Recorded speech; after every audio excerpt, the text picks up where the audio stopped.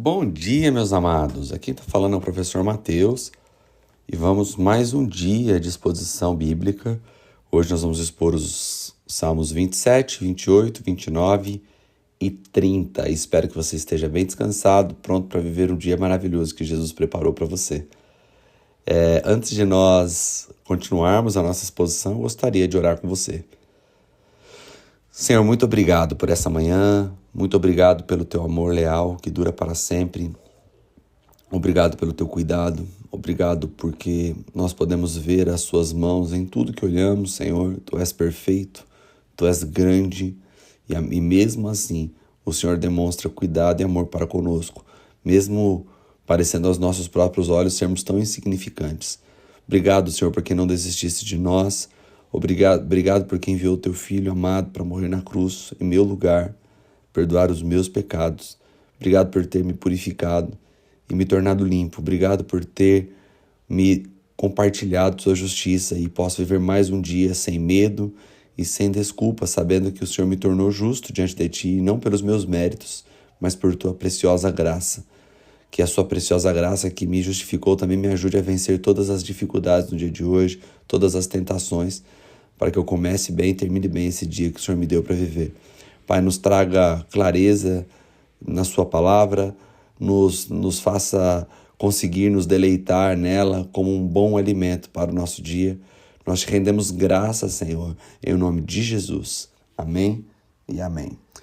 Queridos, hoje o Salmo 27, fui anotar aqui as principais partes, porque, como sempre digo, é importante que você leia todos os capítulos propostos, e no caso dos Salmos, os Salmos propostos, para que você consiga, às vezes, destacar algo que os meus olhos ou de qualquer expositor não destacou, mas que foi destaque aos teus olhos. E aí você pode ir mais fundo, pegar mais detalhes, mas vamos lá, eu destaquei alguns versos.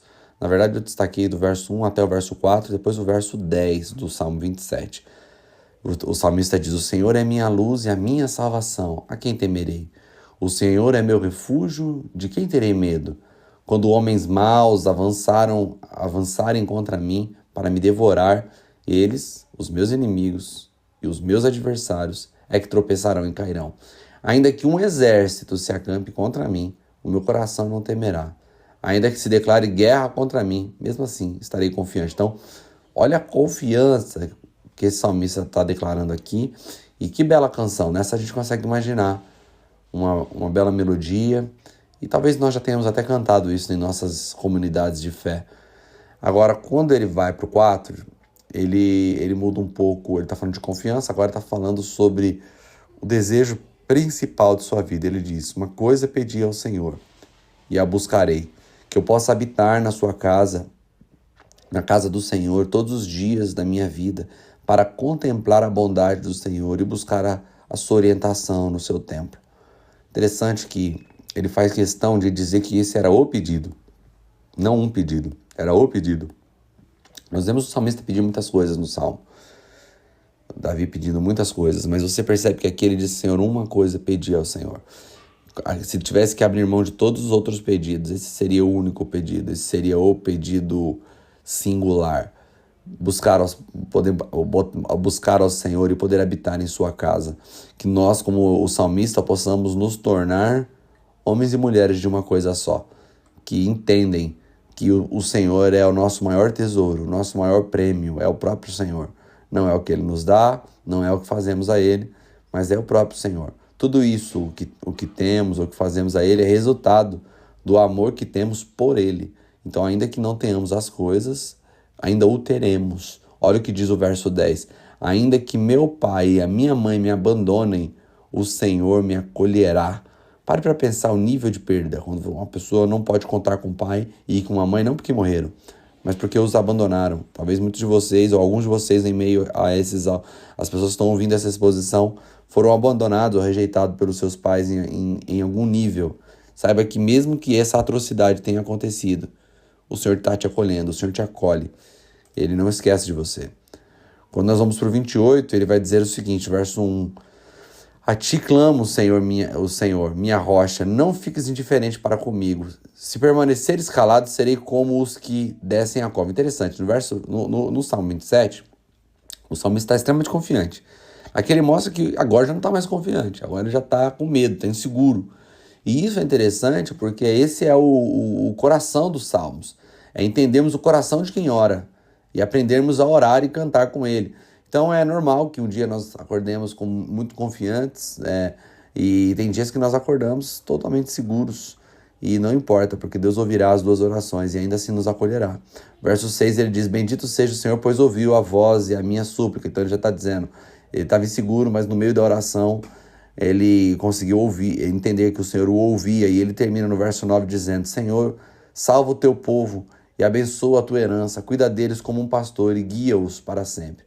E mais uma vez, por ter sido pastor, Davi evoca a imagem de um pastor, para dizer que ele se sentia bem cuidado por esse pastor maravilhoso que era o Senhor. E ele começa, inclusive Jesus depois vai dizer lá na frente, vai usar a mesma figura para dizer que ele é o bom pastor, né? O Salmo 29 é um salmo de adoração, um salmo que mostra a grandeza do Senhor. E é muito interessante porque os povos antigos, eles tinham uma visão mística sobre a água. Gênesis já é uma escrita sobre isso, dizendo que o Espírito do Senhor parava sobre as águas, mostrando a soberania de Deus sobre as águas. Depois do dilúvio, Deus comandando as águas de baixo de cima e causando um juízo sobre a terra a partir da água. E nós vamos ver que o salmista ele reforça que isso é uma resposta diante do que os outros povos criam sobre as águas. E ele vai dizer quem é rei das águas, quem é que manda, quem é que coordena, quem é poderoso sobre elas.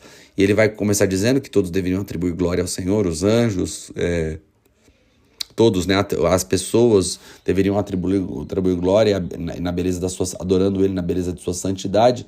E ele começa aqui a repetir por diversas vezes o poder de Deus sobre as águas. Ele vai dizer: a voz do Senhor ressoa sobre as águas, o Deus da glória troveja, o Senhor está sobre muitas águas. A voz do Senhor é poderosa, a voz do Senhor é majestosa, a voz do Senhor quebra os cedros e o Senhor despedaça os cedros do Líbano. Ele faz o Líbano saltar como bezerro e o Sirion como um boi selvagem. A voz do Senhor destrói raios flamejantes. A voz do Senhor faz tremer o deserto. O Senhor faz tremer o deserto de Cádiz. A voz do Senhor retorce os carvalhos, despe as florestas. No seu templo todos clamam glória. O Senhor está entronizado, ele vai dizer sobre o dilúvio. Outras versões vai dizer sobre os dilúvios. E outras versões vai dizer sobre muitas águas. O Senhor é reentronizado para sempre. O Senhor dá força ao seu povo. O Senhor abençoa o seu povo com paz. E aqui mostra que não há nada que os outros povos pensassem. Desde o Egito, Deus mostrando que ele era poderoso sobre todos os deuses do Egito, ou seja, aqueles que eles atribuíam ser Deus, aquilo que eles pensavam serem deuses. Deus fazia questão de mostrar que ele estava soberano acima de tudo que poderiam pensar. E aqui o salmista está glorificando ao Senhor diante dos povos. O 30, que é o último de hoje, vai falar também sobre a adoração, sobre exaltação, sobre pedido de socorro, sobre glorificar ao Senhor pelo estado que o salmista vai dizer: tiraste-me da sepultura, prestes a descer a cova, devolveste minha vida. Ele vai mostrar um canto de gratidão. Mas eu queria destacar um trecho da sua gratidão. O verso 5 ele diz: porque a sua ira dura apenas um instante, mas o seu favor dura a vida toda. O choro pode persistir uma noite, mas de manhã irrompe a alegria. Muito importante nós vermos que nosso Deus é gracioso sempre, no mesmo ontem, hoje, eternamente. Embora hoje estamos vivendo o ministério do Espírito Santo na terra, ele habitando nos homens e não só possuindo, ouvindo sobre alguns homens em alguns instantes, e tivemos acesso à graça do Senhor Jesus de forma plena, a revelação de sua graça. É importante vermos que Deus não se tornou gracioso no Novo Testamento. Ele decidiu manifestar a sua graça a partir de seu Filho, mas ele sempre foi um Deus gracioso. O salmista reconhece isso. Ele vai dizer assim: sua ira dura apenas um instante, mas o seu favor a vida toda. E ele vai terminar lá no verso 11, dizendo, na verdade ele termina no 12, mas no 11 ele vai dizer: mudaste o meu pranto em dança, tiraste minhas vestes de lamento e me vestiste de alegria, para que o meu ser cante louvores a ti. Não se cale. Ó Senhor meu Deus, eu te darei graças para sempre. Mais uma vez, nós vamos terminando a nossa exposição com aquele sentimento de que a melhor coisa que os Salmos têm nos ensinado é que podemos conversar com Deus como de fato somos. Às vezes nós construímos todo um projeto de oração e que não é o que a gente é. É o que a gente quer, é o que a gente pensa que Deus está querendo que a gente seja. Então a gente usa palavras que nós não usamos no nosso dia a dia, usamos uma entonação de voz que nós não usamos no nosso dia a dia e pensamos ser tudo isso reverência, pensamos ser tudo isso uma construção que glorifica ao Senhor. Mas o salmista mostra que não é assim que funciona a oração. A oração é o derramar do nosso interior diante do Senhor, que de fato conhece todo o nosso interior. O salmista vai dizer que ainda que antes das palavras nos chegarem aos lábios, ele já nos conhece, ele já as conhece. Ele nos conhece desde que éramos ainda informes no ventre de nossa mãe. O Senhor tem acesso a todas as nossas vergonhas, aos dias mais envergonhosos de nossas vidas e às circunstâncias mais vexatórias. Ele sabe de tudo. O que Ele quer é que você lide com Ele, sabendo de sua presença. E isso é temê-lo. Saber que Ele está ali. Saber que Ele está te ouvindo. Saber que Ele leva a sério as suas palavras, inclusive suas meditações, como nós lemos em salmos anteriores. Então construa uma vida transparente com o Senhor, sem maquiagem, sem roupagem que mude a essência de quem você é. Se você precisa mudar o jeito de orar, talvez você precise mudar o seu jeito de ser. E Jesus pode mudar o seu jeito de ser. Mas não tente mostrar ao Senhor algo que você não é, porque o Senhor não é como os homens, ele diz a Samuel. Ele não se impressiona com o que ele vê. Ele conhece o coração do homem. Então, despeje nesse dia o seu coração diante do Senhor e tenha a certeza que Ele te ouve, que mesmo que seus pais te abandonem, o Senhor irá te acolher. Que Deus te abençoe e que você tenha um lindo dia.